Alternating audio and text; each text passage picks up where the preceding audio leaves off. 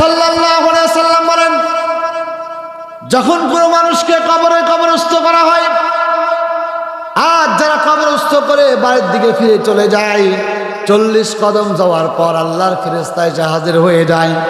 আল্লাহর ফেরেশতা এসে ডাক দিয়ে বলে, তার মধ্যে রূহ সঞ্চারিত করে দেয় এবং হাদিসের মধ্যে আছে তাকে উঠায় বসায় এবং ডাক দিয়ে বলে, মান রব্বুকা, তোমার রব কি? ওমান দীনুকা, তুমি কোন ধর্মের অনুসরণ করেছিলে? ওমান নবিয়ুকা, তুমি কোন নবীর অনুসরণ করেছিলে?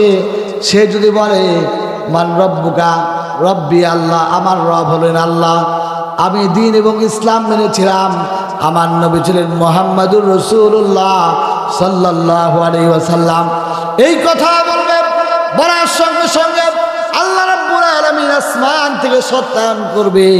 আল্লাহ পাক বলবেন, ফেরেশতারে, আমার বান্দা সত্য বলেছে, আমার বান্দার জন্য তার কবরের মধ্যে একটা সুন্দর জান্নাতের বিছানা বিছায় দাও।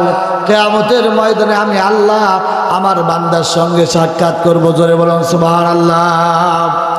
নবী করিম সাল্লাল্লাহু আলাইহি ওয়াসাল্লাম বলেন, আর যদি কোনো ব্যক্তি নাফরমান হয়, কবরের মধ্যে তাকেও 3টা প্রশ্ন করা হবে। সে যখন বলবে হা হা লা আদরি, আমি কিছুই জানি না, মানুষরা যা বলতো আমিও তাই বলতাম, আল্লাহ পাক রব্বুল আলামিন আসমান থেকে বলবেন, তা হলো নাফরমান, আমার বান্দার জন্য, নাফরমানের জন্য কবরের মধ্যে জাহান্নামের বিছানা দেয়া দাও। ওয়া মিন ফাওকিহিম গাওয়াস, এবং তার শরীরের উপর দিয়ে জাহান্নামের চাদর বিছায়া দাও। জোরে বলুন নাউজুবিল্লাহ। নবী করিম সাল্লাল্লাহু আলাইহি ওয়াসাল্লাম বলেন, কোন কবরবাসীর কবরের মধ্যে কবরের মাটি, 2 পাশের মাটি এমন ভাবে চাপ মারবে, নবীজি বলেন, নবীজি 2 হাত এইভাবে উঁচা করে বলেন, এক হাতের আঙ্গুলের মধ্যে আর এক হাতের আঙ্গুলে ঢুকিয়ে দিয়ে নবীজি বলেন, এমন জোরে কবরের মাটি তাকে চাপ দিতে থাকবে, এই কবরের মাটির চাপের সঙ্গে সঙ্গে হাড়গুলো কড়মড় করে শব্দ হতে থাকবে। আর এই শব্দটা যখন হতে থাকবে, নবীজি বলেন, তামাম পৃথিবীর সমস্ত মানুষ এবং জিন ছাড়া যত প্রাণী দুনিয়ার জমিনের মধ্যে আছে, সকল প্রাণীগুলো এই কড়মড়ের আওয়াজ শুনতে পায়। জোরে বলুন নাউজুবিল্লাহ।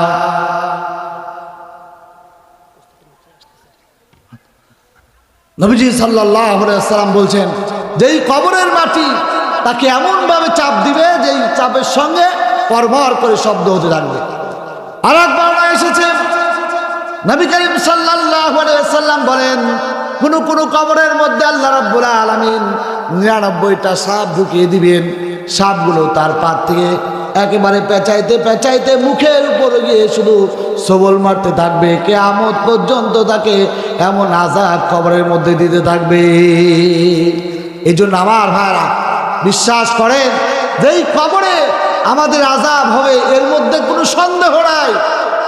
কবরটা কার জন্য জান্নাতের বাগান হবে, আবার কার জন্য জাহান্নামের গর্ত হবে। নবীজি বলেন, ইন্নামাল কবরু রাউযাতুম মির রিয়াজিল জান্নাত আও হুফরাতুম মিন হুফারিন নার। কবরটা কার জন্য জান্নাতের বাগান হবে, আবার কার জন্য জাহান্নামের গর্ত হয়ে যাবে। এই জন্য বিশ্বাস করুন, এই কবরস্থানে আমাদের কত আত্মীয় স্বজনকে এই 2 হাত দিয়ে কবরে নামিয়ে দিয়েছি, যাদের কথা এখনো আমরা মনে পড়ে, আমাদের তাদের চেহারাগুলো এখনো আমাদের চোখের সামনে ভাসে, যাদের কণ্ঠের মাধুর্যতা আমাদের কানের মধ্যে এখনো আমরা শুনতে পাই, কিন্তু এই মানুষগুলোকে আর আমরা দেখতে পাই না। জোরে বলেন ঠিক কিনা? এই